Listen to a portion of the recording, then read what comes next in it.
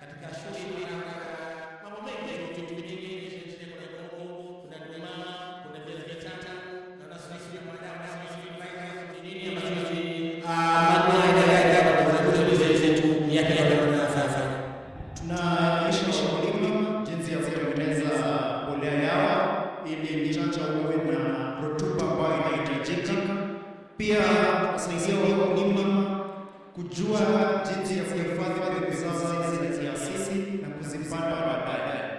Na mipango ya siasa za kulima wale wanyama wadogo kama sungura, kuku, na pia njia ambazo za kujikimu na kuna sungura ili kutafuta chakula yao kama kulima wadudu wale na kusaidia tuko na wadudu kama wale atoms, jinsi ya kulima ili kupata chakula cha kuku, chakula cha samaki, chakula cha sungura, na pia vialisho ya bidhaa ambazo unatoa pale shamba kama ngwashe, nduma na mihogo, na pia jinsi ya kufanya nyama ya wadudu wasiwe pale shamba yetu.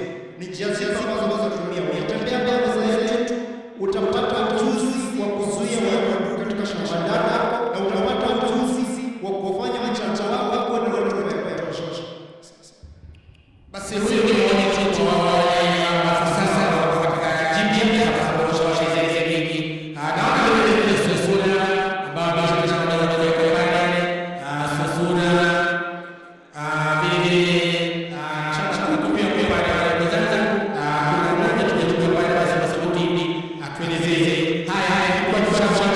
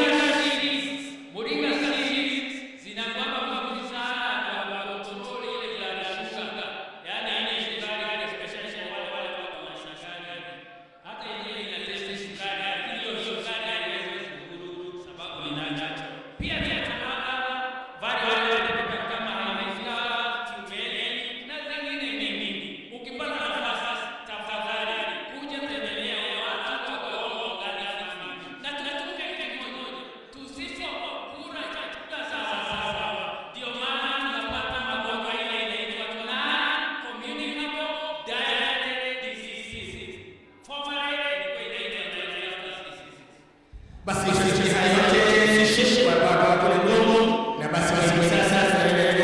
kusikiza wale wahusika wetu wale wote ambao hapa vibanda vyote kutembelea na leo nazidi kuelezea sasa ni yapi anafanya. Naona kwa hivi sasa tuko kwa hiki cha ice kibanda cha ice ambapo tayari kwa hapa kupanda ice. Kumbuka ice our institute for culture ecology, na basi hivi sasa ningependa tu mmoja wenu angalau atuelezee hasa mambo gani anafanya. Naona kuna avocado, kuna macadamia, kuna vile nyasi, ni mambo mengi tu. Naona maembe, muhogo, mambo yote naona kila kitu. Wacha tusikie ni yapi mnafanya. Asante wasikilizaji. Institute for Culture and Ecology, we are based in Nairobi, but we have our project in Muranga.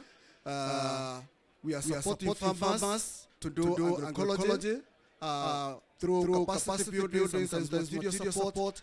And the recent thing that we have done is to support the county in the development of the policy on agroecology and also the act. That's what we've been doing, and we have so many farmers, especially in Muranga, and recently we are trying to support another group in Katanga, and therefore this kind of farming we are doing, we are calling it farming or elder farming for elder people. Thank you. Basi tunasikia hayo kutoka ice that is for culture and ecology. Bila shaka hao ndio wameweza kushirikiana na kaunti ya Muranga kuhakikisha kwamba maonyesho ya leo yanafaulu vilivyo, na hapa ndani wanapata vile kuna chief officer wa agriculture Muranga Daniel Gitai kwa hapa, nishaona vile Madam Faith kwa hapo, nishaona vile Agroecology officer hao ndio wameweza kushirikiana kwamba maonyesho ya leo shirika wewe vilivyo hapa ndani ya kweli. Haya, tunaendelea kusikia maoni ya Daniel Gitai kwa hapa, nishaona vile wakituelezea ni yapi hasa kwa hivi sasa ndio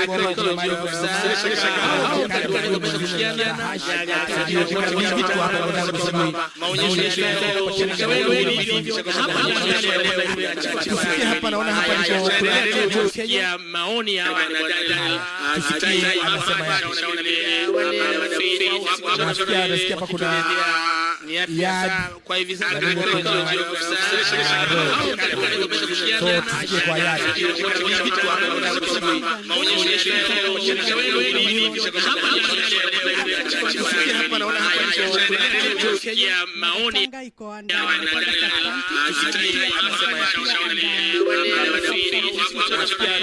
idanga ya organic farming, and also we address issues on orphan and vulnerable children. So wakulima wenye huwa tunafunza huwa wanachukua jukumu ya kutunza watoto mayatima, kuangalia mambo ya chakula, kuwasaidia kudisseminate information yenye tumewafunza. Pia wanafundisha hao watoto na caregivers. Pia wale tu zile vikundi wana ensure hao watoto wenye wanatunza wanakuwa wao ndio link ya wao watoto kwa any needs in terms of ensure wao watoto wanapata mahitaji yao. Pia kwa hiyo mpango wetu wa kulima wenye tunafunza, tunafuatilia ensure wanapata soko ya zile chakula zenye wanakunza. Haswa tukiangalia mambo ya avocado, tuko na arrowroot, tunahakikisha wanakunza chakula zenye zihifadhiwa, zenye zimetunzwa vizuri organically, na tunafuatilia ensure wakulima wetu watakuwa organically. Tunafuatilia ensure wanapata soko ya zile chakula zenye wanakuwa satisfied, to ensure that tunafuatilia ensure wakulima wetu watakuwa organically. Tunafuatilia ensure wanapata soko ya zile chakula zenye wanakuwa satisfied, to ensure that tunafuatilia ensure wakulima wetu watakuwa organically. Tunafuatilia ensure wanapata soko ya zile chakula zenye wanakuwa satisfied, na tunafuatilia ensure wakulima wetu watakuwa organically. Tunafuatilia ensure wanapata soko ya zile chakula zenye wanakuwa satisfied, na tunafuatilia ensure wakulima wetu watakuwa organically. Basi kumbuka hatuwezi kukwambia kila kitu, bali nikugusia tu ili ukuje na hivi upate kujua zaidi. Haya, naona vile kuna road. Kumbuka hatuwezi kukwambia kila kitu, bali nikugusia tu kwa majina ni Maina hivi upate kujua zaidi. Haya, naona vile kuna road Kenya.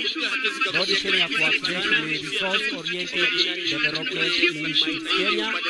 Tuko benki pale Ihura bypass, lakini tunafanya kazi na na kaunti 16. Sisi huwa tunafundisha mambo ya agroecology, tunafundisha wakulima kutafuta tengenezea wao wenyewe pale manyumbani. Kama hapa tuko na fertilizer ambayo inaitwa bokashi, tuna train wakulima kutengeneza bokashi mambo ya agroecology ambao ni environmentally friendly. Pia tuko na fertilizer za maji ambao tuko na wenyewe pale manyumbani ambao inatokana na vermiculture. Tuko na wenyewe pale manyumbani ambao inatokana na vermiculture.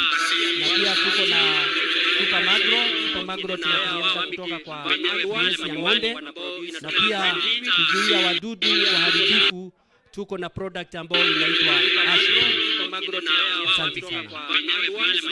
Basi huyo ni Road Kenya ambao washakuelezea ni yapi ambayo anafanya kwa hivi sasa. Niko kwa meza hii ya Pelham. Bila shaka wako na yapi ya kutuelezea, labda tu mfupi tu ili tupate kila mmoja anafanya kwa hivi sasa. Meza hii ya Pelham. Bila shaka wako na yapi ya kutuelezea, mfupi tu ili tupate kila mmoja anafanya kwa hivi sasa. Meza hii ya Pelham. It's the network of 47 member organizations working in 42 counties in Kenya, Muranga being one of the counties where Pelham Kenya is. So today here we are represented by 11 member organizations of Pelham Kenya who are also doing the exhibition. Starting from that far end to this end, the Pelham Kenya member organization, and we all promote agroecological practices, and that is the mandate of Pelham Kenya network, to promote agroecological practices and principles. And so as Pelham Kenya we have different thematic work. We have promotion, strengthening and networking being our key, where we bring member organizations together to network, to learn, and also to promote agroecological practices. We are also at the center of influencing policies in Kenya, mainly to ensure that agroecological practices are mainstreamed in the policies, as well as agro-enterprise and market development. These are to ensure that farmers, beyond just growing crops and rearing animals, they are well as agro-enterprise and market development. These are to ensure that farmers, beyond just growing crops and rearing animals, they are well as agro-enterprise and market development. These are to ensure that farmers, beyond just growing crops and rearing animals, they are well as agro-enterprise and market development. These are to ensure that farmers, beyond just growing crops and rearing animals, they are well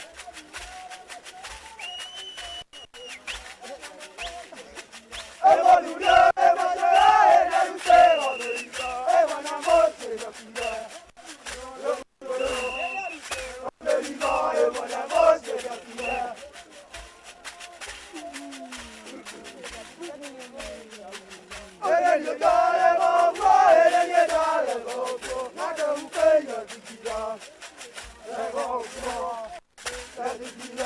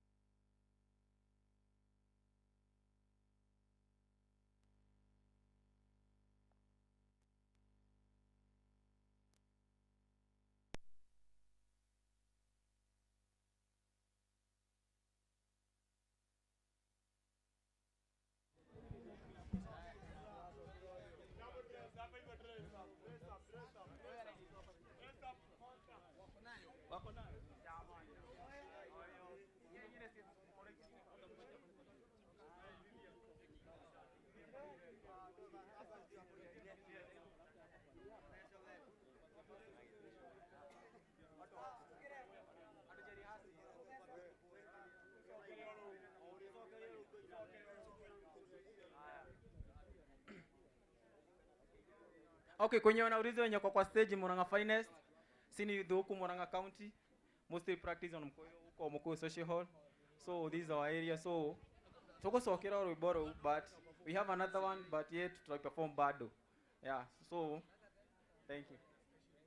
It is a special request for the governor and the officials when you atakuja. So choke na sisi.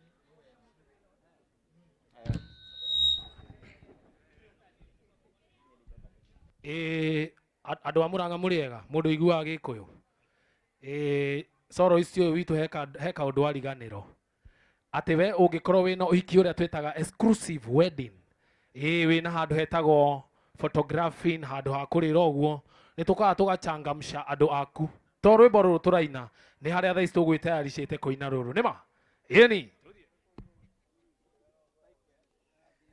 gũkũ nĩ kwao Tamania.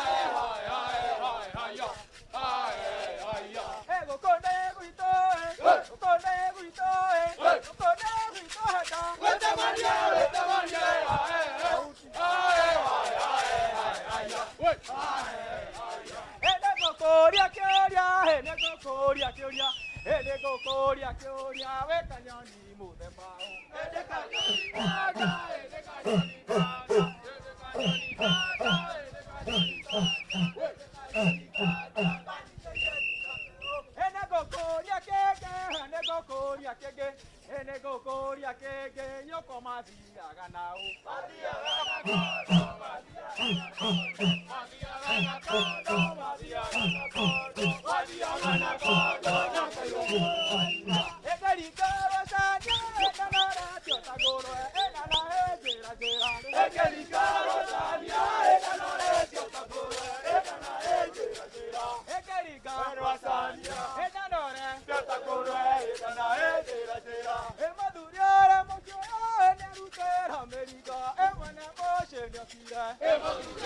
Basi namwona waziri wa Public Service and Administration Mheshimiwa Gatune tayari ashafika. Karibu sana waziri.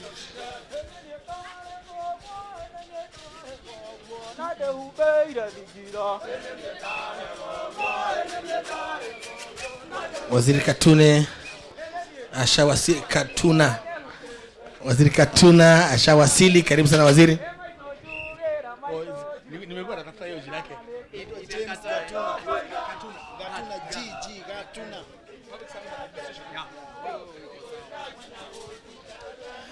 Kwa hivyo waziri wa Public Service and Administration Mheshimiwa James Gatuna ashawasili tayari, ishara kwamba tutaendelea kupokea mawaziri wetu.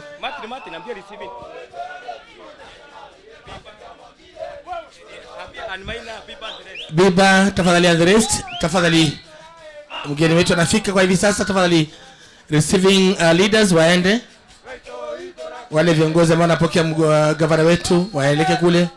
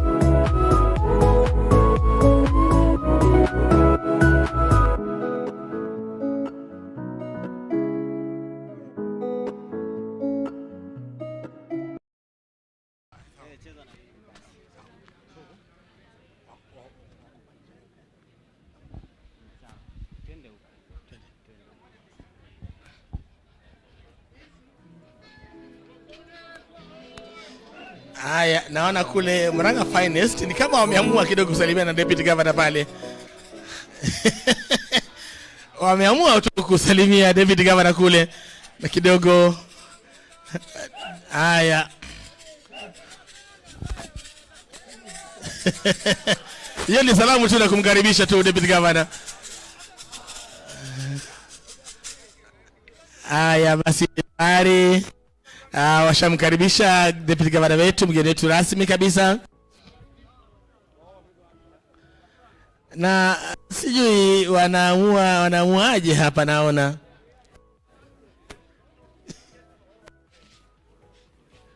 basi tayari anaanza kutembelea vibanda vyetu. Anaanza kule kibanda cha kwanza kule. Vile vile akitia kwa ile visitors book kwa shatembelea kibanda hicho.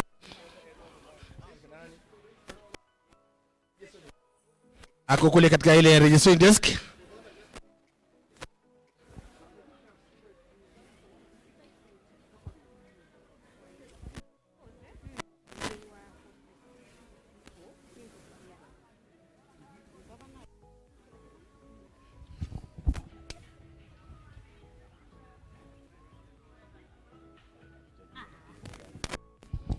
Tayari kabisa mgeni wetu rasmi kabisa anaenda vile vile kibanda ya Amica Savings and Credit, member plans matter, live better.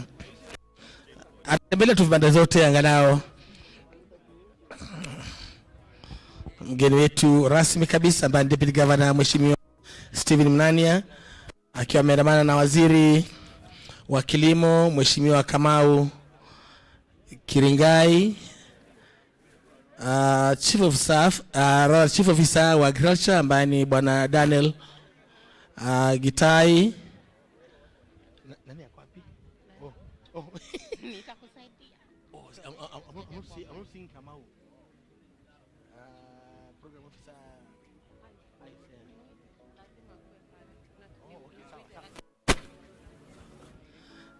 Vile vile naona director wa ICE ako hapo. Anaenda katika ile super napier grass. Super napier grass ambapo jamaa mwenyewe anajiita governor. Sasa governor kuna deputy governor. Lakini si governor county.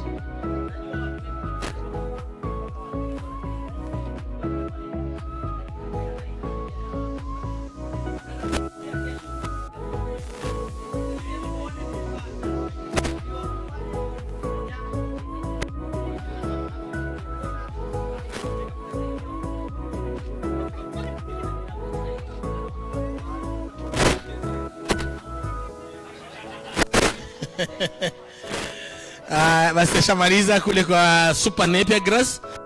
Vile vile naona Equity wako hapa, you are listening and care partner pia watasalimiwa na mkubwa hapa.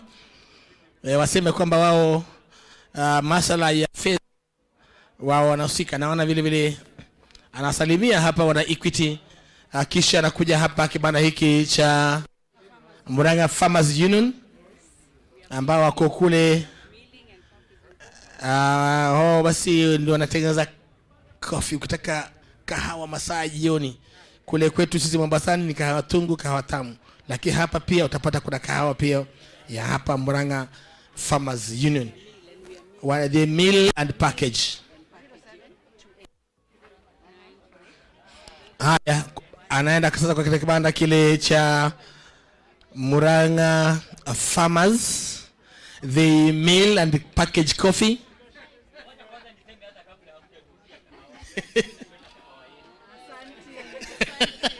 Deputy Governor amesema kwamba anafurahia hiyo kahawa sana.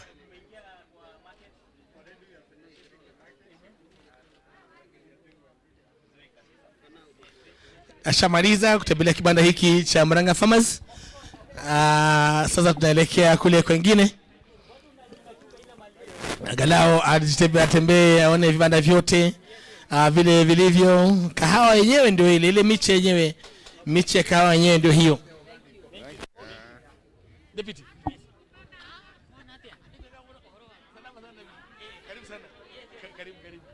Karibu sana. Tuko tu. Aya. Vile vile wale wachuuzi wanasema nao pia wanataka salamu za deputy governor. Kwani iko nini? Wanasema kwani iko nini? Hata wao wanasema pia wasalimie na deputy governor. Kumbuka Muranga County tumejaliwa, tuko na viongozi wapenzi wa watu, hawana baguzi. Uwe mwembamba, mnono, mrefu, mfupi, wao wote ni wake. Basi anasalimia na wachuuzi pale. Wote hata paka wale ambao walikuwa mbali wamekimbia kule angalau kushika mkono wa deputy governor. Unajua kushika mkono wa deputy governor si rahisi. Kwa hivyo ukipata nafasi inabidi kwamba lazima unaukimbilia ule mkono, angalau unaoshika mkono wa baraka pia vile vile.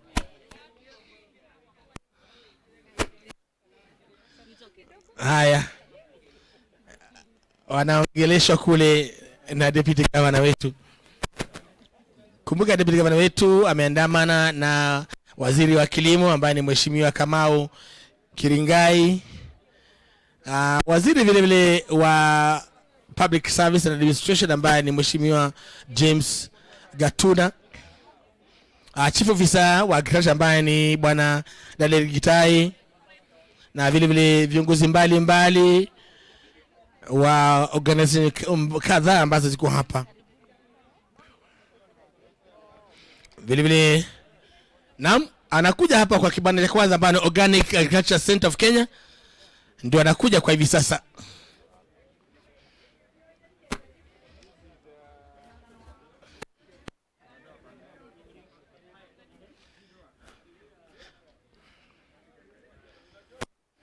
Anajionea kila kitu. Na wanaambia kwamba ukiona hata kuonja pia unaruhusiwa, lakini usile. Kuonja inaruhusiwa, lakini kula hairuhusiwi. Sababu ukikula wenzako wataonja nini? Kwa hivyo kuonja si mbaya, mbaya ni kukula. Sababu itabidi kule kila kitu.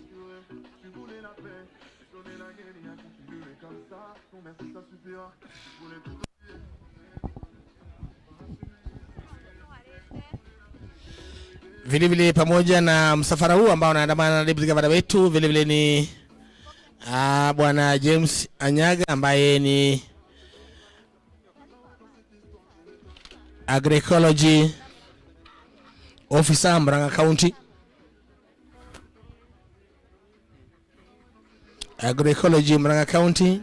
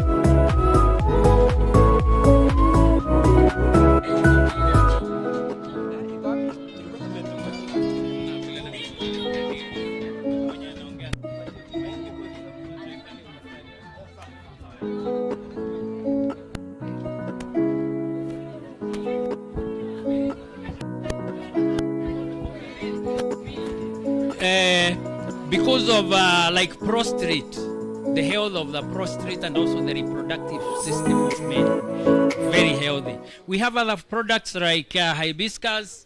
This one can be used as tea. There is a product here called Himalayan salt, all the way from Himalaya.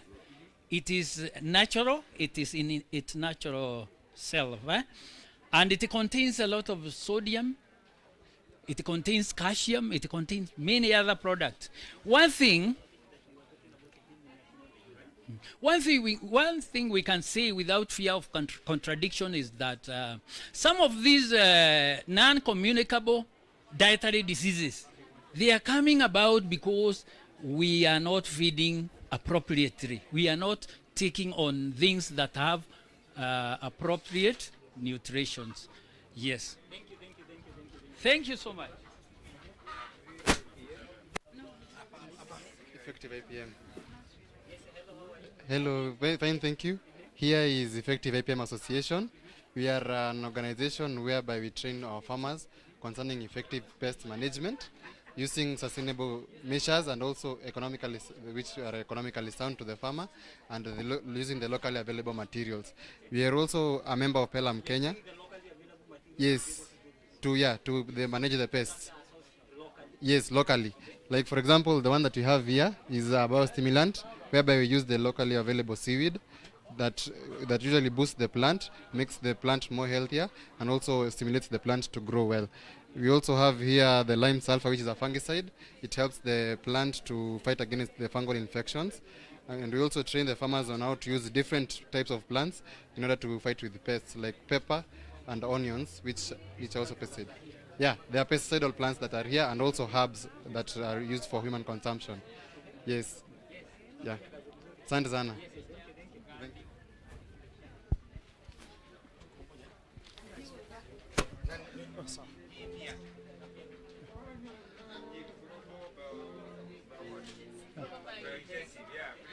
Yes, I'm Collins Chibole. I work with the Global Intensive Agriculture Center of Kenya. So we are working with farmers on soil improvement, training farmers on how they can use local available materials to improve their soils, because we're aware that our farmable soils are reducing each day. So we are training farmers on how to use the crops to fertilize their soils, how to use well their manures, their cow manure, the kitchen manure to fertilize their soils. And furthermore, we are training farmers on using their indigenous seeds to mitigate the climate change, because most of the seeds that are being used nowadays, they are giving farmers hard times to mitigate with the climate change, because sometimes rain may go away and seeds are not ready. But if we use our indigenous seeds, they may survive with the climate that we have. We also train farmers on safe pest control techniques, like using pheromone traps to control pest. Also on value addition. When farmers doesn't have market, they can add value to their products so that they get more money on the products that they have. We also train farmers on small livestock production. The farmers have small farms, they can engage into small livestock production, because for a cow it needs larger space for us to be sustainable. But for small livestock like chicken, rabbits, and the fish, goats, they need a very small space, and farmer can manage them. Instead of farmer becoming slaves in production, they can use the small techniques that they have. Yeah, this is part of innovations. These are pheromone traps that farmer can use to capture the insects that attack their crops. These things to do with the environment. It's solar cooker. If you're in a dry area, you can make things like those one to use them in cooking your foods. Yeah, you can cook food using those things. Yeah. We also do insect production. We have black soldier fly that we'll use for chicken foods, for poultry, and even we also have the worms we'll use also for chicken. Yeah, we are members of Pelham and also member of BIBA. Yeah, you can. Yeah. This is what I talked in our meeting about the solution in the mango. What we are dealing with the white flies. Yeah. Yeah. We have them. You can easily create a disease-free zone. Naturally, without using chemicals.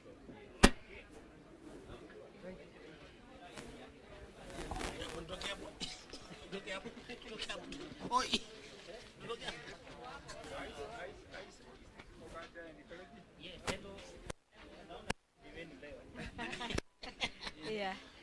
Sawa, karibu sana. This is Institute for Culture and Ecology. We are an non-governmental organization that works with farmers in promoting healthy eating by eating foods that are grown organically. So we've been partnering with the county in our course of agroecological farming, and the partnership is what has brought us here today. So we are glad to host you, and we have a farmer representative who is here with us. It would be very nice if they speak so that you can hear what they've been doing. All right. Yes, I'm the one. Thank you. My name is Julius Nyoike. I am one of the farmers. We deal with the ecological and cultural environment, and we have been taught so many things concerning what I've talked about. On our table, you can see some of the things we have learned. On this side, we have got brachiaria. This is very essential for proteins for those who deals with the cow. Then here, we have got desmodium. It is also rich in proteins. Here, we have got cariadra. It is also used in cattle for higher production of milk. On the other side, we have got avocados, which grows in our farms. Then on the other side, we can see that there are some fruits. They are grafted mangoes. On the top, we have got a variety called Padaik.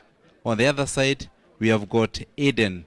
At the center, we have got a fruit called Eden. Then on the other side, we have got a tube called cassava. Then here, we have got a thing called arrowroot. We also grow in our farms.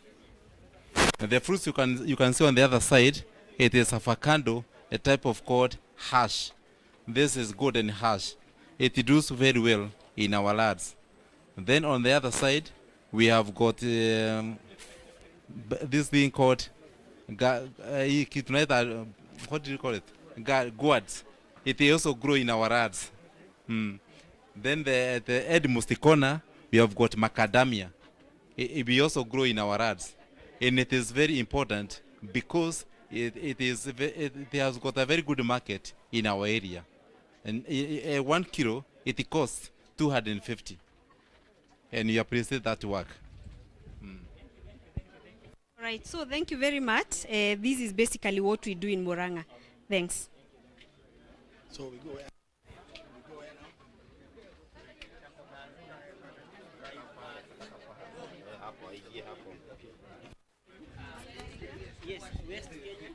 Yeah, Westwick. Yes. Good afternoon, everyone. Yeah, I'm Margaret Medamo, and I'm representing the Mount Kenya West Women in Coffee. Mount Kenya West Women in Coffee is an association for women in 8 counties. And these women, they don't work on their own. They work alongside the youth.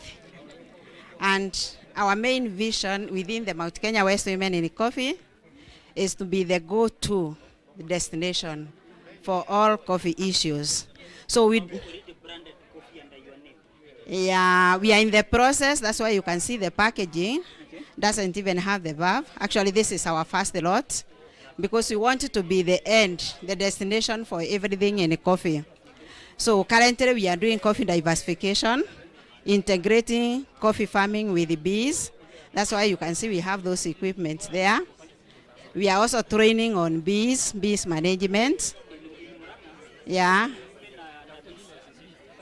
Currently in Muranga we have 22 women who are under this association of Mount Kenya West.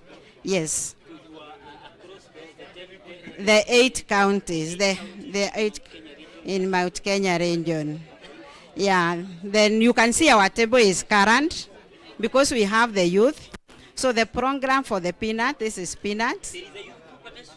Yes, he's going to confess that he's a member. There is also another one. Yeah. Ako hapa na amesimama kabisa. Yeah, so we support the youth because when it comes to the bees management and the rest, the women are not good with that. Now that we are in the coffee, support the integration program where the youth takes up. And then we also support the diversification, not really intercropping, but the diversification so that we are able to put in the youth into the program. So basically that's what we are doing. We are a strong organization And the next time you are going to see us in the Nairobi Coffee Exchange. We have 350 members. Yes. Yeah. We produce our own coffee. We pulp. No. This is ours. That's why you can see we have Jabuka. We have Westwick in the old brand, and then we also have this other one. Because they are different farms from different members. Yes. So you decide to take it to a specific miller yourself?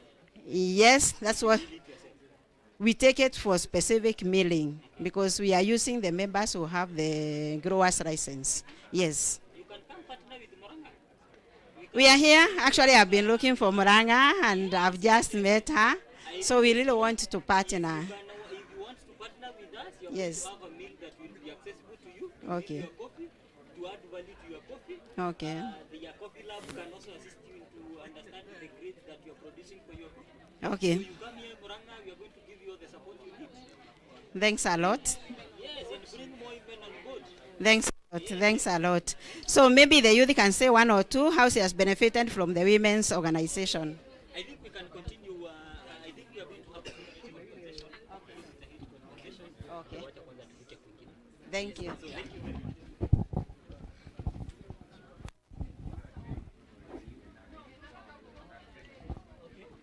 Karibu. We have two organizations which have displaying on this table. I'm Wilson Kimwea with Susan from YAD. YAD stands for Youth Action for Rural Development. Youth Action For Rural Development. We are a farmer training organization based in Gatanga. We are working both in Upper Gatanga and Lower Gatanga, and encouraging farmers to farm organically. We also encourage farmers to harvest water.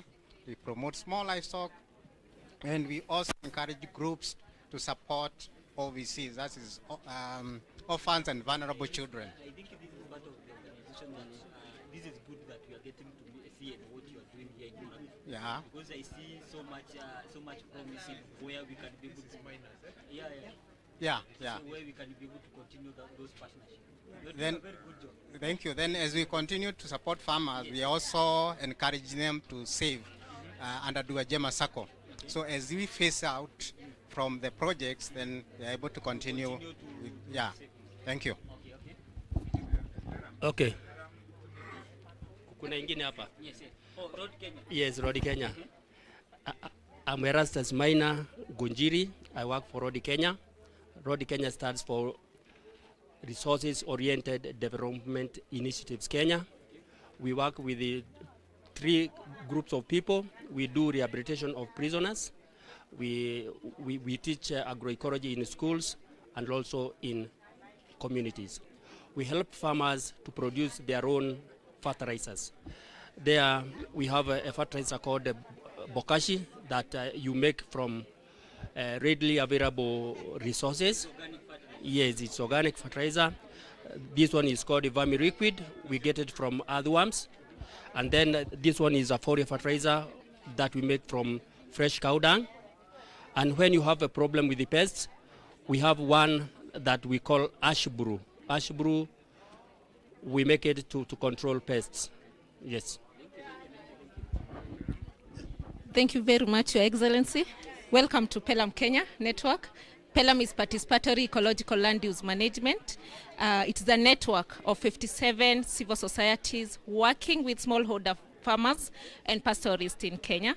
And from that end, the exhibitors to this end, they are all members of Pelham Kenya. And our key mandate is to promote agroecological practices and principles. And so today we are happy to be part of this initiative and also ICE as part of Pelham Kenya member organization. And so because of time, I'll leave it at that, but I have your package ready for all these, everything that we have. Yeah. Okay, welcome here. This is COSDEP Kenya, and we are here with our youth farmers group. COSDEP Kenya is an organization working in Kiambu County promoting organic farming, and today we are here with a youth group promoting value addition products from bee. And as you can see here, we have honey, We have also body cream and also soap. This is one of our initiatives that we are helping our youth not to be idle, to do at least something to earn an income. And also as COSDEP, we also make biofertilizers and also promote seed saving as one. In Kiambu. Soon we will be in Muranga. Thank you so much. From here to that. Okay, I'm Lawrence Getonga Morioki from Organic Agriculture Center of Kenya. At OAC, we realize that a lot of people have health deficiencies that can be solved by herbs. But in most cases, herbs cannot be kept for long when they are fresh. So we started variation so that we can be able to meet that healthy needs from herbs. So we, after farming, we dry them, we package them, and then we take them to the market, and we also produce seeds so that farmers do not go back to the agrovets to buy seeds, so that they can have their own seeds that they are sure of. So after variation and packaging, the farmers now are able to increase their income from what would have gone lost. And we are also diversifying from only depending on tea and coffee, so that now we can have another market for value-added products which meets our health needs, and making farmers be able to train others on how to use the herbs which have not been we are doing variation to herbs mostly, so that we can be able to meet the health needs for the farmers. Welcome.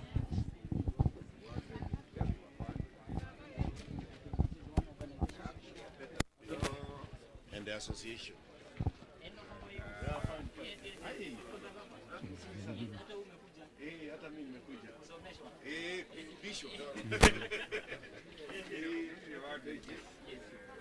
Welcome, Your Excellency. This is Veggies for Planet and People. It's an initiative funded by IKEA Foundation, implemented by World Vegetable Center and SNV to create jobs and income for youth and women through agriculture, particularly through vegetables. You know that through vegetables you can make a lot of money. And women and youth, they, especially youth, they are often unemployed, but there's an opportunity to create income, jobs through, because the demand for vegetables has increased. During Corona time, people have become aware of the health issues. So this is what we are reacting to. We're promoting regenerative agriculture because agriculture is the cause of climate change that produces a lot of greenhouse gas emissions, and we are promoting regenerative practices, integrated pest management, soil health, to create good vegetables, healthy vegetables that are also healthy for people. We're in Muranga County as well as other counties, Kiambu, Machakos. We have about 20 vegetable business networks. So these are groups not only of farmers but of actors of the whole value chain. That includes input suppliers, traders, retailers. So they all work together to make a smooth business to promote the consumption of vegetables.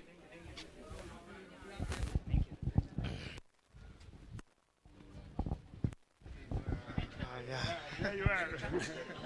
Very well. Dear.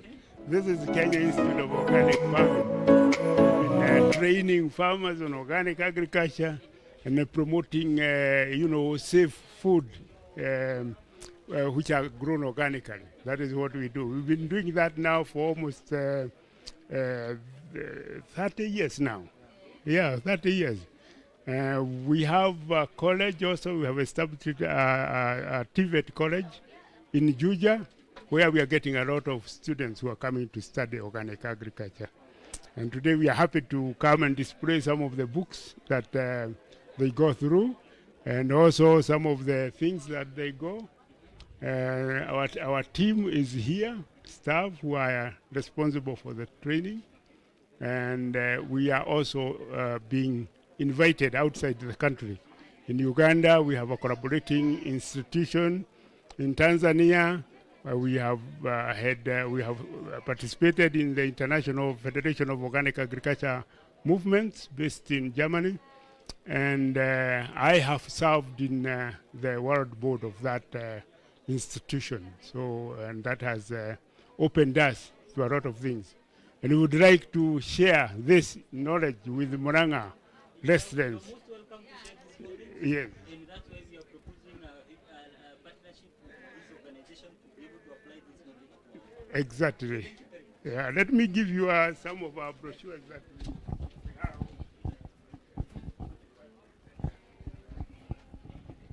So wake up.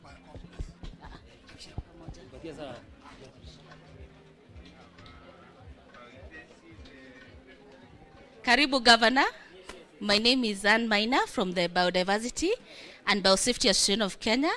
We are a network of 60 member organizations working on agroecology, focusing more on policy development, and one of the multi-stakeholder forums for this agroecology policy and act. And we are here with our members from Tharaka Nithi, and Tharaka Nithi is also developing an agroecology policy. So I'll give to my colleague, because I'll speak later, Chabari, to speak. Thank you, Han. Mheshimiwa Governor na wageni hamjambo. Mimi naitwa Chabari, nimetoka Tharaka Nithi County. Ann is one of our key partners that they support us. And what we are doing in Tharaka Nithi, actually we are promoting the indigenous scenes na systems. Ukiangalia hii chakula yote unaona hapa, hii yote hakuna tumenunua kwa shamba. Tumenunua kwa soko, imetoka kwa shamba yetu hii. Tharaka is a very dry area. And when people think about Tharaka, they think about poverty. Poverty is there, but we have other systems how we are moving on. Pale kuna marenge, tuna add value. Tukiandi value, inatoka mikate, cakes na vitu zingine. On this other side, mheshimiwa, utapata kuna is the same stade. Tumeweka matunda na mboga pande ile. Hapa kuna mbegu za kiasili. Kuna mtama. Tukiangalia mtama kuna variety mingi sana. Hii ni 1 2 3 4 5 6 7 8 9 different varieties. Tunazijua wakati mvua haijatosha ni gani tutapanda. Kwa mawele vile vile. So na kwa mawele, for example very specific kwa millet, kuna variety inaitwa siakaungi. Siakaungi kama mama amejipungua amepata mtoto, sio chakula yote ile atapewa. Hiyo ndio anatengenezwa uji kama iko hapa, aenda anapewa. Immediately inampatia instant energy. Wanaume wakati wanaenda hunting, wanaweka asali kidogo kwa uji kama hii hapa na wanakoroga na wanakunywa siku mzima. Kila utakuwa unahitaji ni maji. Na baada ya kukunywa hiyo ingine ni story in the evening, because wanajua these guys are already very strong, so we don't require hiyo nakupatia. We don't require ati kukwenda kununua madawa kwa duka ya nini, na wewe you are walking medicine by yourself. So na hapa wamama wetu pia wamejua au kulinda mazingira. Viondo kama hivi zinatengenezwa na zile nyuzi zinabeba vitu ya mitumba na vitu zingine. Ikiachiliwa kwa environment inachafua. So unakuta environment is dirty. Now bila tunafanya tunachukua plastic with the support and the mind of these guys tunaziweka kwa prison. Ile prison tunaweka inafanya kitu kama hicho ndo mzuri. And I'll be happy to let you carry one of them. If uweka pale kwa ofisi yako, ukiangalia unaona biba, unaona Tharaka. Plastic inawekwa kwa prison, haitarudi kwa environment. So tuna promote agroecology, mimea inakuwa vizuri, chakula inakuwa vizuri. Na wakati tutembelea Mudhomi Njuki, kuja kwa ofisi yetu ya Sapand, ukule mkate wa mawele, mkate ya keki. Unapewa saa hii hapa. So mheshimiwa unapoondoka, hii mizigo kwa hapa ndani imetengenezwa na wakulima wale tumefundisha with the knowledge from biba. Utaipata hapa. Wameniambia nisikuweke sana, ati kuna wengine wanangoja, na nitaomba akimaliza mruhusu nimpatie uji. Tafadhali. Thank you very much.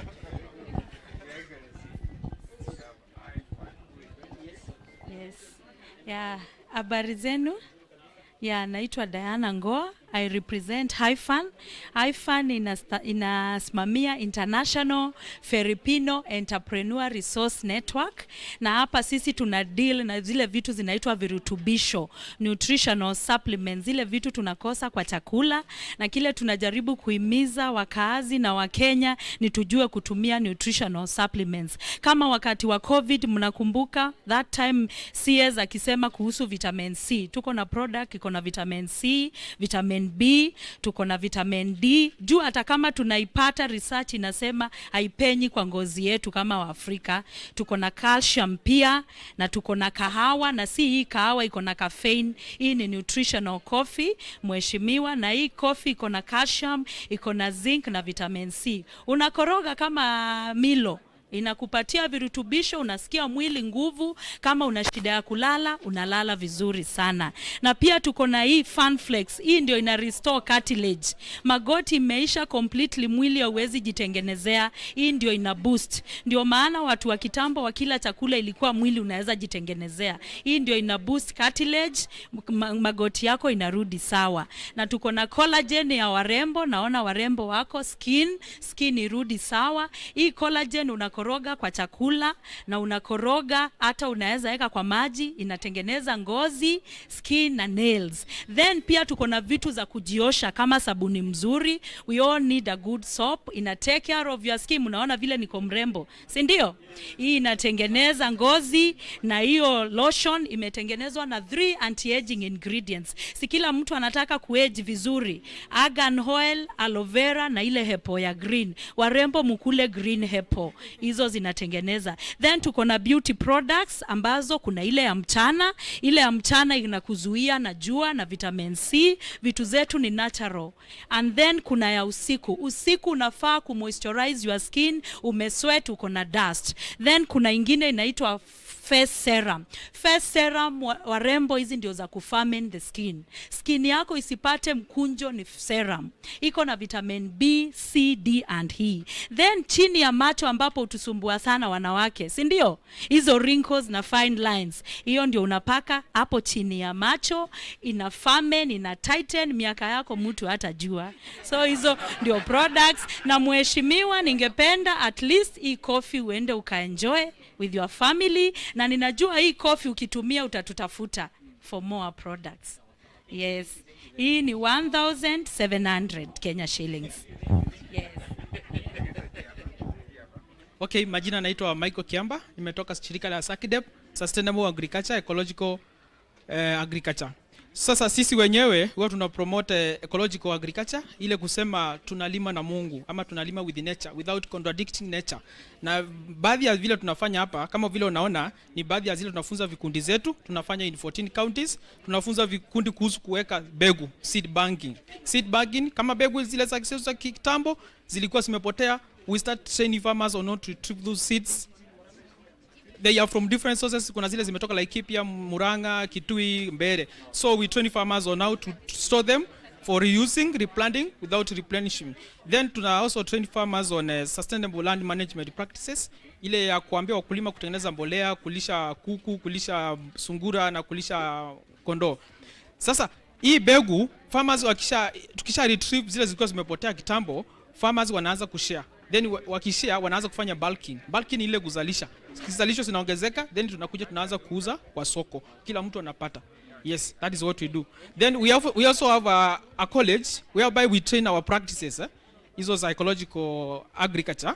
Yeah, where we train the from 4 leavers for a 2-year course on and which is 70% sponsored by our organization. Then the parent pays 30%. So the county is welcome to send students to our school at Klimabogo.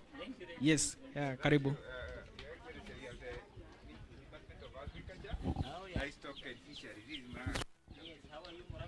We are very fine, Your Excellency. My name's Machari Andaiga. I'm working with the Agricultural Sector Support Development Program at the Department of Agriculture in Kandara. Yes. Yes. Very tasty and very nice. So we are promoting 3 value chains. We have banana, we have French beans, and cow milk. All the way from input supply, production, trade, processing, and even the transportation. So what the people you are seeing here, these are our service providers together with the value chain actors. Some of them are in the processing node, others are in the production, again in processing. And also we look at inputs that can also assist us in the production area. At the end there you have Azora, which is an aquatic weed rich in proteins, crude protein, We are also having cricket farming. We are also doing black soldier fry. In Muranga, we don't have omena. Omena, you get it from Lake Victoria. But an alternative to omena in our animal feeds, we do black soldier fry. Yeah. So we also have in one service provider. This is Savannah Circuit. Savannah Circuit are very much in agroecological agriculture. This is a pre-chiller, milk pre-chiller, supplied by this lady from Shizema from Savannah. So you just mount this gadget in a motorbike, and you are able to transport your milk and chill it using solar energy. Without using electricity, you chill your milk. You can be able to transport it maybe from Kiriaine in Mathioya all the way to Thika and sell on a motorbike. And as you transport, it is still chilling the milk, meaning that you'll be able to sell from morning all the way to the evening without your milk getting bad. So we have also some group of people from livestock. Hello everyone. I'm Tabitha from Kimathi County, from Kimathi in Mathioya, Kiaru, Gaturi. Yes, we do tunatengeneza sabuni. Hii imetengenezwa na wamama wenye the caregivers of kids with disability. Tunatengeneza maziwa kutoka kwa goat milk. Tunatengeneza sabuni na tunatengeneza na ingine ya from charcoal. They are all natural. We do from turmeric and moringa, and we also do from chia seed and turmeric. It's very good for the skin. Kama mtu ako na shida ya ngozi, inatibu, it's medicine, and it's all herbal. It's natural. We also do asari. We do have beehives, the modern beehives. Hizo tunatengeneza the natural honey, and our honey is medicinal because from our area, the trees, most of the trees zinatengeneza dawa. So our honey is very pure and medicinal.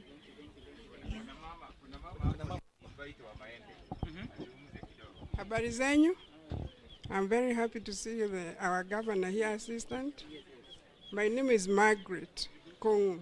I'm from Muranga, Gaishanjiro, but my farm is in Sagana. I do mangoes.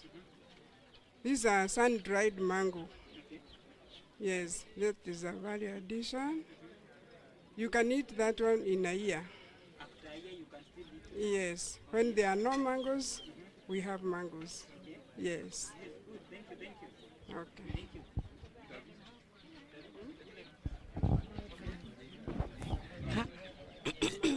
Hi. Yes, I'm fine. I'm Monica from Sky Blue Farmlands, doing the black soldier fly, the azola, the cricket farming, na bado vifaranga wako hapa nyuma. Tunafanya poultry rearing, lakini due to the high cost of animal feeds, so we improvise the black soldier fly, the cricket, and the azola. This basically starting for the animal protein, and this one for the plant protein. At least we try to reduce the cost of feeds. Yeah.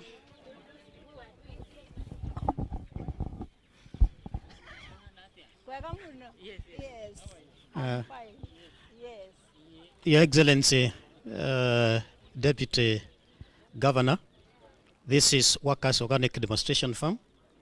The work of Workers Organic Demonstration is to train farmers and any other person interested on organic farming. So that is what we have been doing, and we have trained people. Our farm is recognized by Afronet. Afronet is an organization that is within Africa, owned by all African countries that embrace organic farming. So we have also some other institutions that are with us. They recognize our farm. We have Kenya Institute of Organic Farming. We have also Rusidi Organic Agriculture College in Kampala, Uganda. And we have also Control Union. Muranga County, they have also some offices have been visiting our farm. So it is also good to say that. So, okay. Thank you. Basi kwa hivi sasa tayari kabisa mgeni wetu rasmi kabisa Deputy Governor wetu ametembelea kila kibanda na basi anachukua nafasi yake kwa jukwaa letu kuu. Kwa hivyo sote tutasimama wima, sote tusimame tafadhalini, sote tusimame tafadhalini wakati wageni wetu wanachukua nafasi zao, ili tuwe tayari kwa wimbo wa taifa na vile vile wimbo wa Afrika Mashariki kisha maombi. Kwa hivyo sote tafadhali tusimame wima, sote kwa wimbo wa taifa. Sote tusimame wima kwa wimbo wa taifa tafadhali. DJ, wimbo wa taifa.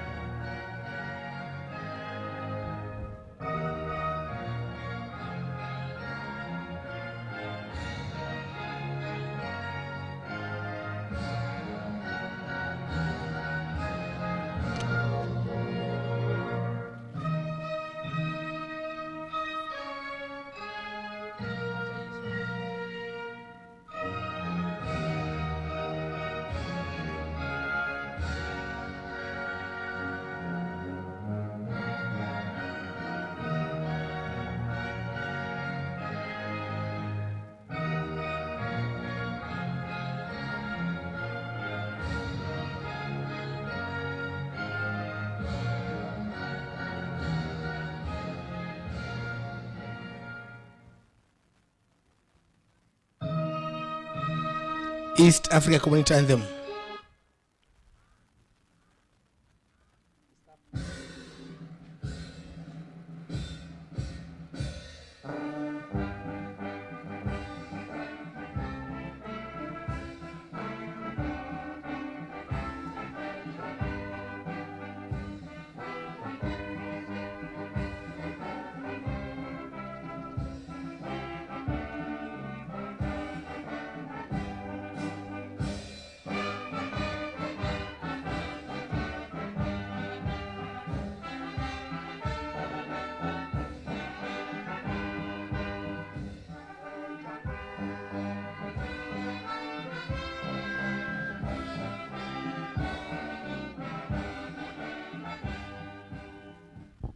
Basi tukisalia tukiwa tumesimama, na muomba Pastor Chabari akuje atuweke mbele kwa Mwenyezi Mungu, kwani yeye ametuwezesha kuona siku ya leo. Kwa hivyo Pastor Chabari, tuongoze kwa maombi. Asante. Tuamini na tuombe. Baba wetu katika jina la Yesu Kristo uliye mbinguni, jina lako lipewe sifa na likainuliwe. Tunakushukuru kwa nafasi ya kuwa hai na kuwa na afya njema. Mkutano wa siku ya leo Bwana, weka wakfu mkononi mwako, ukatubariki na ukatuongoze Bwana. Naomba nikimkumbuka gavana wetu ambaye anaongoza huu mkutano na wafadhili wote, Baba katukumbuke na katuongoze kulingana na mapenzi yako. Kile tunachopinga sasa ni mipango yule muovu shetani kuhusu mkutano, ili Bwana katupiganie, maana sisi ni uzao wa Ibrahimu ambaye ni rafiki yako. Kwa Kristo Yesu tunaomba na kuamini. Amen. Basi Mheshimiwa Deputy Governor, chukua nafasi za kiti. Tafadhali Muranga Finest tunangojea. Muranga Finest wakati ni sasa. Mheshimiwa Deputy Governor ambaye ni Mheshimiwa Steven Mwinania, waziri wa kilimo, Mheshimiwa Kamau Kiringai, waziri wa administration and public service and administration, Mheshimiwa James Gatuna, chief officer ambaye ni bwana Daniel Gitai, viongozi mbalimbali ambao wako huko leo. Ni siku nyingine kubwa kabisa, na vile vile bila kumsahau program officer wa ICE ambaye ni bwana Kamau, vile vile viongozi mbalimbali waalikwa. Ni wakati basi tunaenda kuwatumbuiza wageni wetu, na basi Muranga Finest wakiwa hapa, tafadhali uwanja ni wenu. Muranga Finest ndio tunaongojea kwa Ruhia. Kawaida Ruhia nafahamishwa kwamba ni wimbo ambao uchezwa wakati vijana wanapelekwa jandoni, kwa hivyo tusikize vile itakavyokuwa. Kwa hivyo Ruhia tunangojeni, sababu utaona amebeba ile pembe basi ndio inaitwa Ruhia. wamevalia vile vile zile zile mavazi rasmi kabisa ya kutumbuiza wananchi watukufu. Kwa hivyo Ruhia, Muranga Finest, uwanja ni wenu kwa hivi sasa. Wakijipanga, nazidi kukaribisheni wale wote ambao wako hapa. Leo ni siku moja ambayo kila mmoja kuna hamu kuu katika maonyesho haya. Basi wakajipanga wao. Kwa hivyo chukueni nafasi hiyo, Ruhia.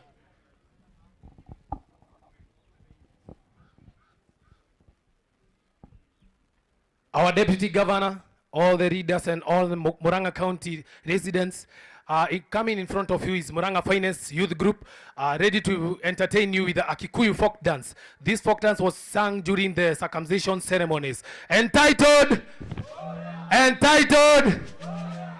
Nesiamorangae, Nesiamorangae, Nesiamorangae.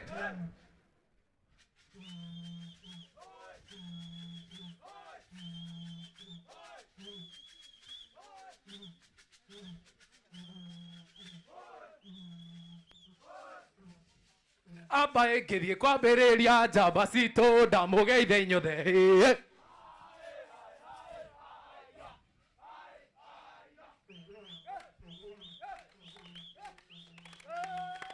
Abae nĩ cia Murang'a, cia mũthiĩra, cia mũkinyũkĩria.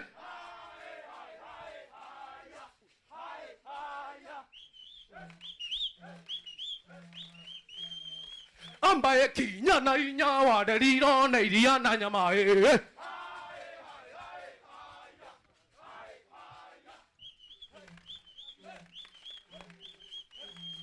Nyuma itito wayo egothanguya.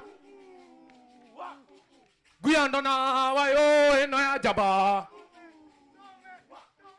Cia Murang'a wayo egothanguya. Murang'a wayo emotoire ko. Nyuma itito wayo egothanguya. Guya ndona wayo eno ya jaba. Cia Murang'a wayo etotoire ko. Wathiore ko.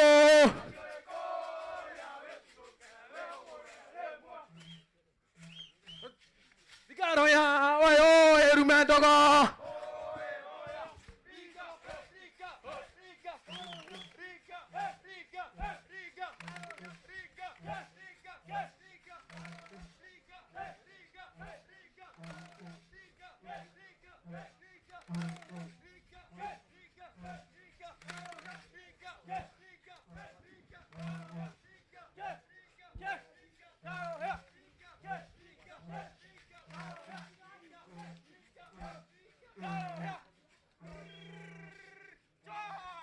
Gefoyae hoe nandere daga.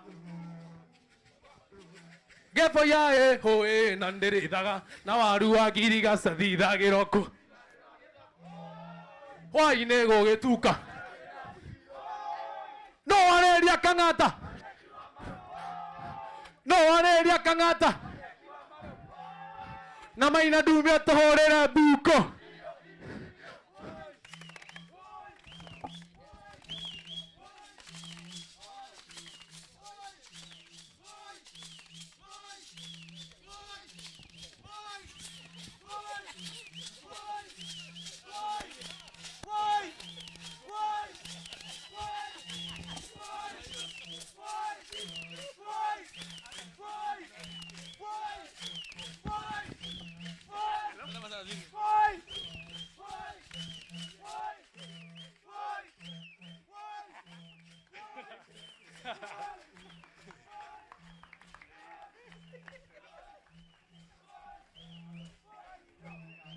No wareria na mbũrũ.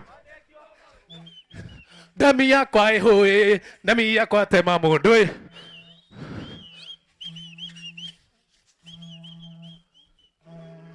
Tema mũndũ wa ĩhũĩ, tema mũndũ atũre nyũmba.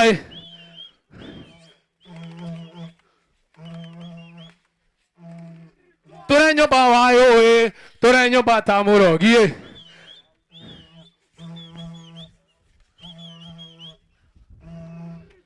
Nyumba ya mwana wito egitĩtwo na ithatũ ona icunjĩ cia ng'ombe.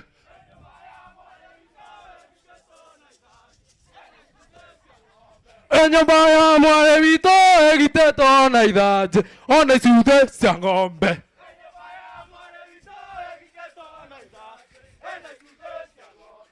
Nyumba ya egitĩtwo kahio kahio kahio kahio kahio kahio kahio kahio ni wadema kahio kahio ni wadema kahio ni wadema kahio kahio ni wadema kahio.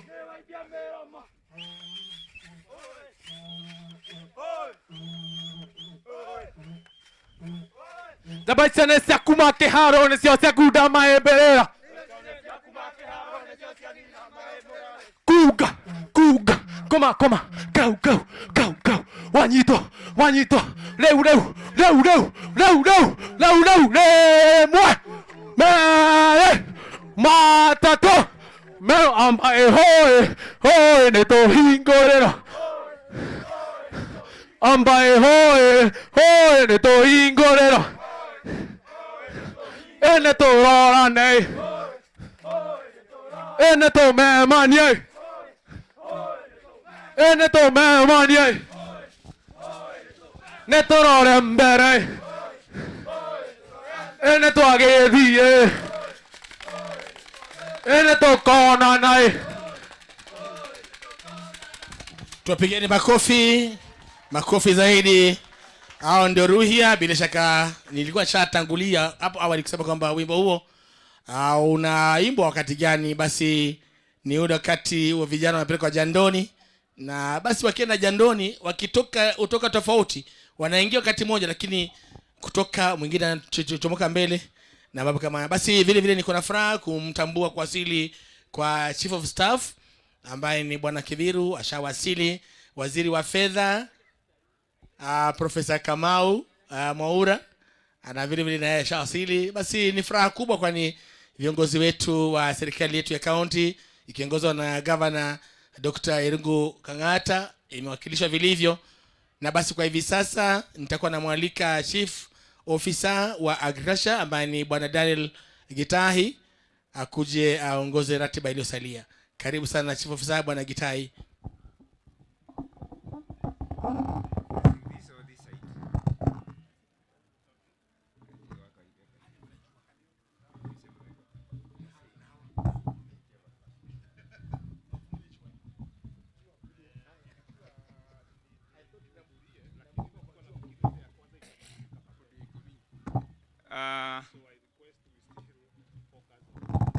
Your Excellency, the Deputy Governor, Honorable Waziri Dr. Kiringai,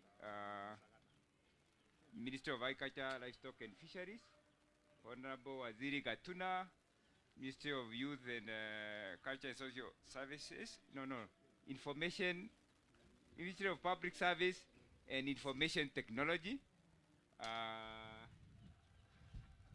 There is Honorable Professor Kiarie, Waziri wa Finance and Information Technology.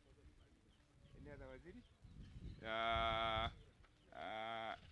Invited guests from all the civil society organizations. I'll be mentioning them later in my address.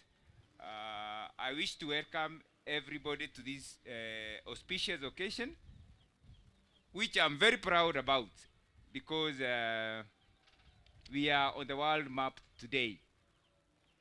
Out of the 48 governments in Kenya, including the national government, this is the first government to create a legal framework and a policy environment to promote agroecology. And when I use the term agroecology, most people get confused because it's a new term in science. Most people are used to what is called organic. When you talk organic, you are not very far from agroecology. It's only that agroecology, it's all inclusive. It's not just about because people talk about organic and organic food. But agroecology needed to need a comprehensive approach to both production and conservation in the environment. So what we are having today is that, and because I'm only giving the objective of this workshop, Your Excellency, is that we have taken a journey of almost 10 years.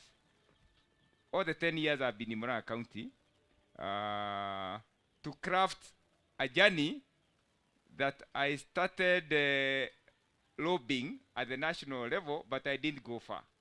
I did want to mention that I worked for the national government some times back, and I also work for the professional practitioners in Kenya as an elected national secretary general. So I'm in the lobby movement. So we tried to lobby the national government to have a policy framework on organic agriculture at that time. It didn't succeed for almost 15 years. So when I came to Muranga in 2013, I started a small journey. And I was with a few actors. But along the way, you can see the actors that have joined me, that I'll be mentioning one by one.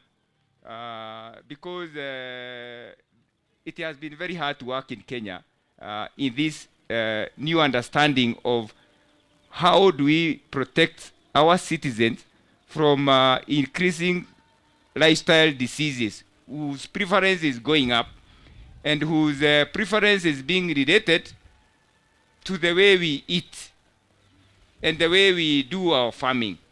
So the solutions is the way we found God had created this world. And the concept of agroecology is a journey to return agriculture to the Garden of Eden, the way God intended the world to be, the nature as it is. That is the way, the Garden of Eden we should be living in now. But as we talk now, we have a lot of problems, including what we are calling climate change. We have a lot of issues to do with the unproductive soils. We have a lot of issues with our inability to feed our population because our land cannot produce enough. This is what these documents talk about. So today we will be asking you, Excellency, to launch 2 documents that these partners have helped me, the county government, through my department to develop. And one of them is the Muranga County Agroecology Development Policy 2022-2032. It's a 10-year document which spells out the journey which we need to travel to ensure that the amount of money you are spending on health in your next 10 years of administration goes down. Because if people feed well, they will not ask you for more drugs. That is the reason for that policy. And because there are things we cannot do without a whip, kiboko, unajua sheria inatengenezewa pale inakuwa ngumu kuimplement, we identify the areas that need sheria. And therefore, we have the Muranga County Agroecology Development Act 2022, which was passed by the last county assembly. And what we are doing today, we are only celebrating a journey. Sababu tuliambiwa na Yesu, ukiasha taa usiweke chini ya kiti. So what we are doing, we are lighting the candle and we are putting it on top of the table so that the world can know we are a progressive society. So we'll be formally be asking you to sign those 2 documents so that we tell the world that we are good partners. They can come and travel the journey together. All these partners, Your Excellency, you can see here, these are partners that are willing to come and invest in Muranga. And the reason why they are here is because your government has allowed to create the framework that they feel comfortable working here. Before I invite a partner who will give us the details about the journey we have traveled, I want to recognize some of the partners who have come to support us today. And we have Makueni County. I hope you passed through their stand. They are here. We have that is Makueni County, and then we have this is Busia County. Yes, Busia County are represented here because those are people that have asked me to assist them in some way in following the path that we are following. Those are county governments. Then we have organizations that are the participatory ecological land use management, organic agriculture network. I would like to recognize the role that you are playing today. The effective IPM, what is called grow biointensive agriculture. We have ICE, Institute for Culture and Ecology. We have Youth Action for Rural Development. We have Hand in Hand. We have Resource-Oriented Development Initiative. We have Philadelphia Youth. We have communities that is SACDEP. Then we have Action Aid. We have SNV. We have Kenya Institute of Organic Farming. We have Biodiversity and Biosafety Association, who are part of the organizations that have, would like to, at the end of this journey, that you kindly agree to cut a cake so that the ceremony can look colorful. That is Biba. Then we have ICRAF, who have come to also recognize the work that we are doing. We have AWIC, we have World Veg, who is just seated behind you. We have recently known each other on phone. We met today. But through the work that we are doing here, he was able to call me direct, where he didn't know me, and said he wants to work with us. Then we have CSHEP, we have QRS, Germany. We have the ISFA, and we have the Ministry of Agriculture, who represents now Muranga. The Ministry of Agriculture, National Government are represented here. Then we have the county government. Those are the organizations that are represented today. We have more than those. But I felt it's important that as the host, I don't fail to recognize their presence so that as you speak, you know exactly who has been working with me since we started with the first partner called the Institute for Culture and Ecology. He was the first partner that I got, and therefore he has managed to bring all other partners on board. So allow me, Your Excellency, to therefore to invite Erija. Erija is around? Erija has came to my office. I don't know how we met, because he just came in and said, I have money to support what you are doing. And he knows the journey. Please, in a short speech, briefly, before we go into the main program. Thank you so much, Bwana Gitahi.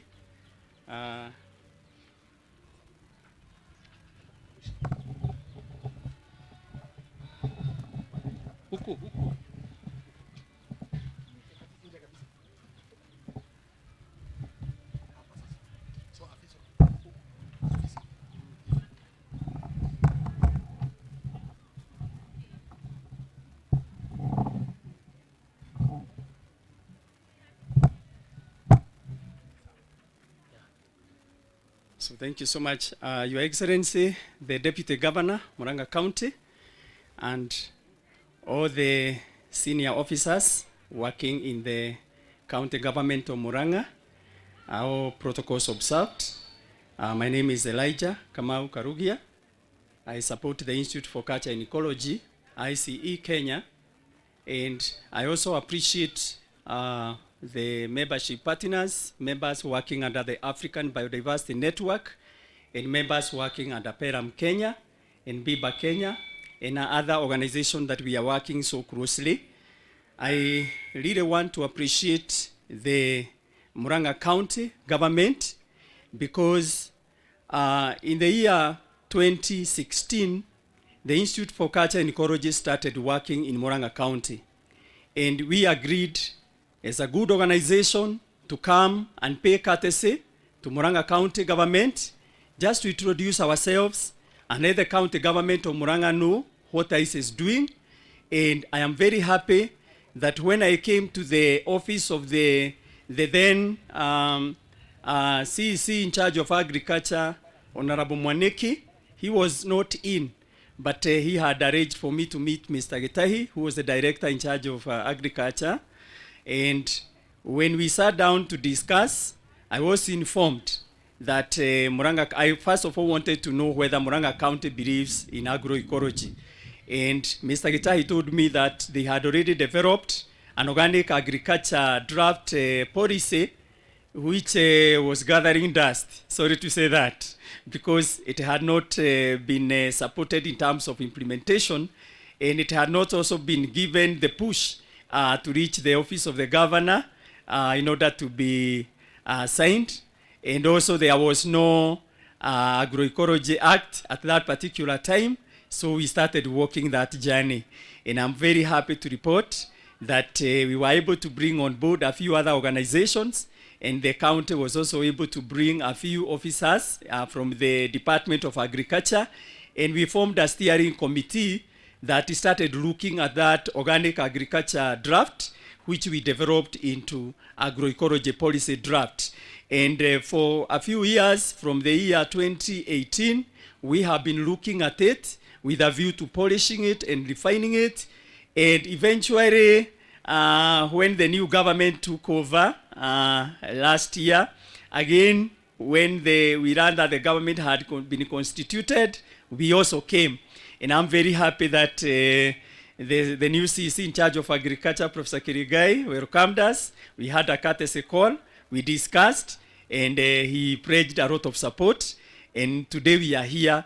I'm very, very happy on behalf of all the civil society organizations that have supported this process. As I also appreciate the support that the county government has given us for opening the doors to us, and also agreeing to support this journey, and eventually culminating in the last county governor signing the policy, and also the County Assembly of Muranga. I really want to appreciate, because they were able also to pass the Agroecology Development Act, and here we are today, very happy, Your Excellency, needed to see you again sign this document and give us a go-ahead to continue implementing things to do with agroecology in order to be able to promote our livelihoods, ensure our people eat healthy food, and as Mr. Gitai has said, you'll be spending less on medicine. You'll be spending less on medicine, because when we improve on the health of our people, definitely they will not be relying so much on the healthy facilities in terms of securing medicine. So I'm very, very happy today, as I start here, to say that we are so grateful for that support and for welcoming us in Muranga County as CSOs, because I don't speak only for Institute for Culture and Ecology, but I'm also speaking on behalf of the other CSOs. In addition to that, I really appreciate the farmers. We've got quite a number of farmers who have been supported to come here by various organizations. We are grateful that these farmers believe in agroecology, agriculture that does not harm the environment. This is the journey we are walking, and for those who are here, the signing of this document and the launching of the document today is just the beginning of the second phase of this journey, the implementation process. So I call upon all the partner organizations to work towards availing resources in order for us to be able to work together with Muranga County to be able to start the implementation process. Thank you so much.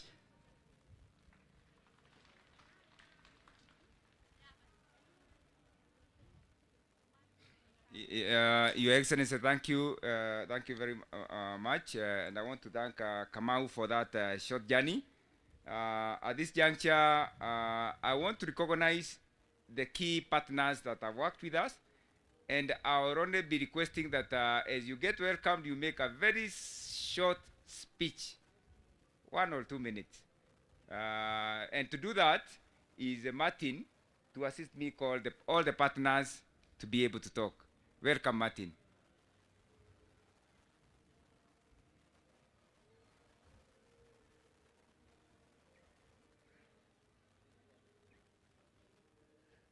His Excellency, the Deputy Governor of Muranga, CC Agriculture, CC Public Service and ICT, Chief of Staff, invited guests, academia, farmers, CSOs, good afternoon. Mine is going to be very short because both Kamau and Getai, they have spoken about this journey, this partnership.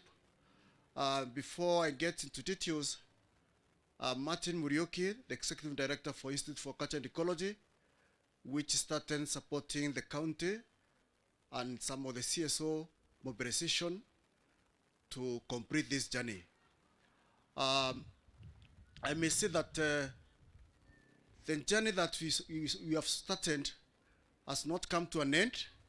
Indeed, today I can say is when we begin the big journey to see that implementation of both the Act and the agroecology policy are done very well and should be seamless, and we should come on board strongly to see that we move to the next steps. And one of the key steps to be done is to develop what we call implementation strategy. That one has to be done for us to move to the next level. There are partners who have directly supported this process, or more important, today's event.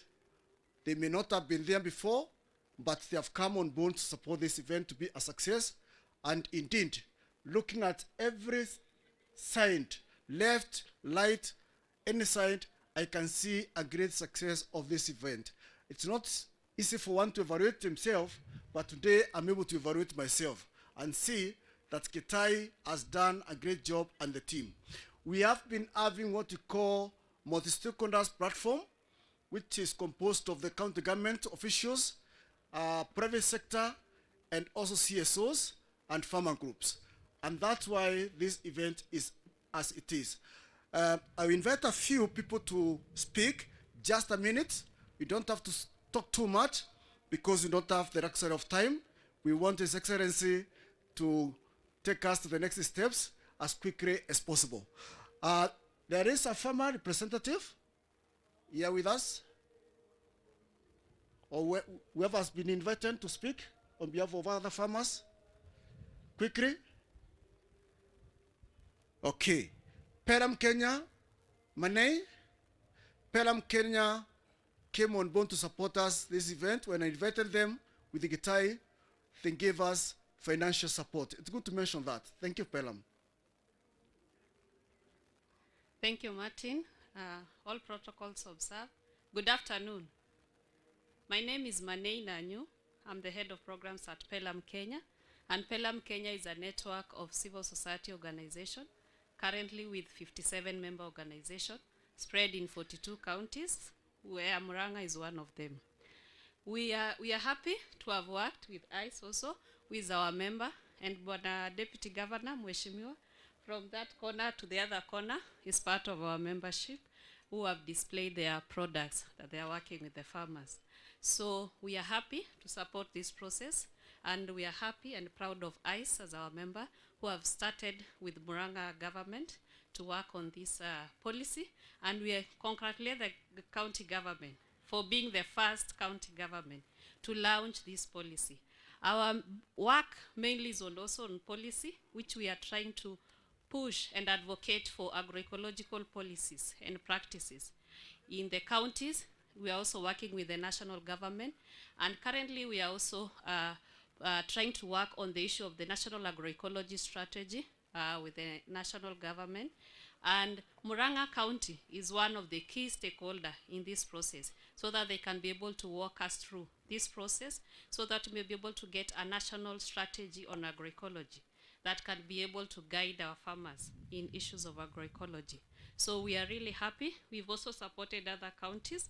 There are members from Busia County here and Makueni, which we wanted them to come here and appreciate the process of having these policies with the farmers. And we hope that next time we'll be able to invite you. We also launch this policy in these counties. Thank you very much. Thank you, Manei, Pelham. I invite OAC, as OAC come forward, SNV to be ready.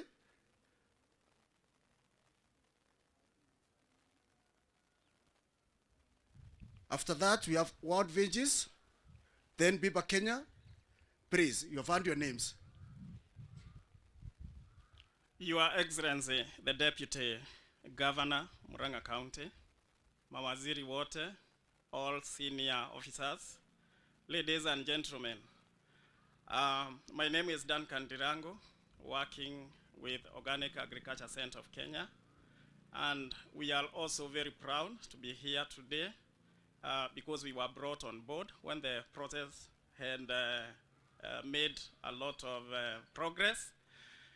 And we are happy because when we started this work 16 years ago, we were working in isolation here in Muranga on the upper sides. And our dream was to see to it that everyone in this county and the surrounding areas have access to safe, nutritious, and healthy food as they participate in the conservation of our environment. And therefore, we've been saying that our work has been to promote sustainable livelihoods and landscapes in this county. And today, Your Excellency, we are happy because we will not work in isolation again because we now have the stakeholders who are surrounding us today, that we are excited because we will work together with them from now in the second phase of implementation, because we are implementing people as an NGO working in this county. And therefore, my plea is that the county government will also be very active in supporting the farmers in production and marketing of organic produce, because we will have a lot of dialogue from here, whereby we also dream that everyone, even those who are living in towns, will have the opportunity to make choices and have access to organic food. Thank you very much. Thank you, Oak, although you have taken more than my 2 minutes, so the rest should be careful. I'm very, very sharp on time. Please. For SNV, 1 veggies, be ready. From there, Biba, Alea, take only 2 minutes. I don't want to stand accused.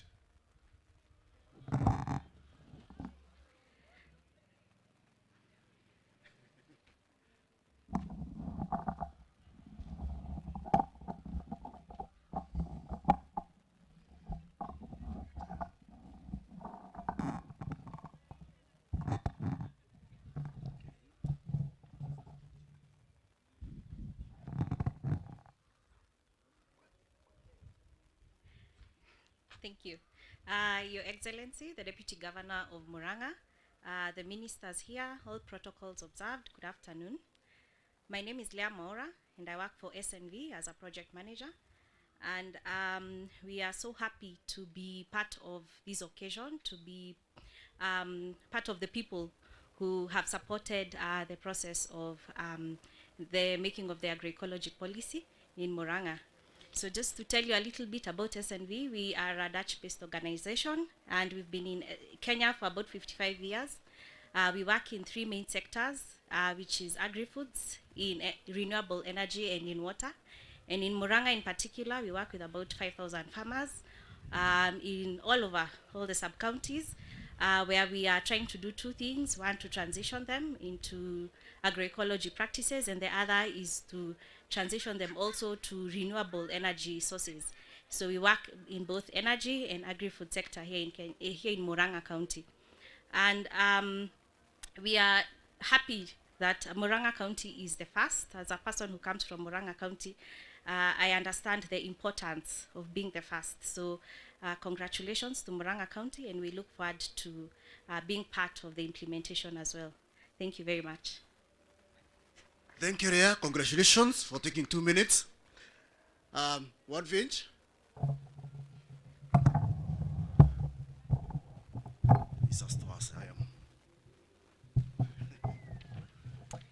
Your Excellency, Deputy Governor of Muranga County, distinguished senior officers of the government, distinguished guests and colleagues, good afternoon.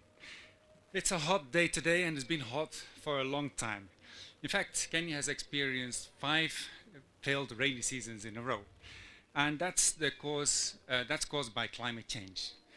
Agriculture is a major contributor to climate change through the emission of greenhouse gas emissions. That and other polluting and natural resource depleting factors have led to a broken food system, and we need to repair that food system, growing foods in a way that do not harm the environment and our planet. Plant-based foods are a perfect option because they have a low carbon footprint. Among all agricultural crops, vegetables stand out because of their profitability. From a very small piece of land, you can grow, make good profits as compared to maize that needs a large area. Our research has shown that from vegetables you make a 9 times higher gross margin than from maize. And vegetable systems are also inclusive, as women and youth do not need a lot of land or a lot of expensive inputs to start a business.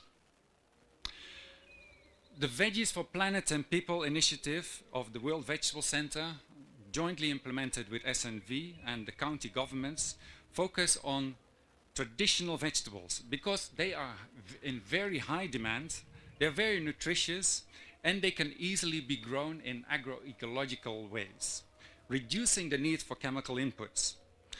Traditional vegetables are a key ingredient of good nutrition in Kenya.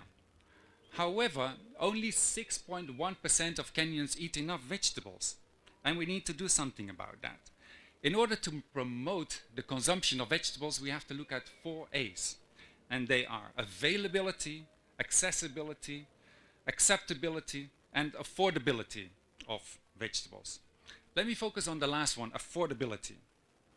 We can only make sure that every resident of Muranga County consumes enough vegetables if the agroecological value chains improve its efficiency, reducing the costs along the way that contribute to high retail prices.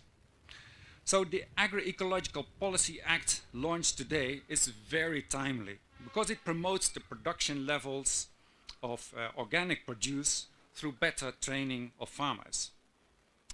It also intends to establish organic markets, enhancing the trade efficiencies. And it stimulates civil society to build the capacity of farmer associations and networks to organize themselves and create economies of scale. So today I'm very proud to stand here and be part of this memorable occasion that I believe has the capacity to change the livelihoods and health of the people of Muranga County forever, and hopefully also spread to other counties, which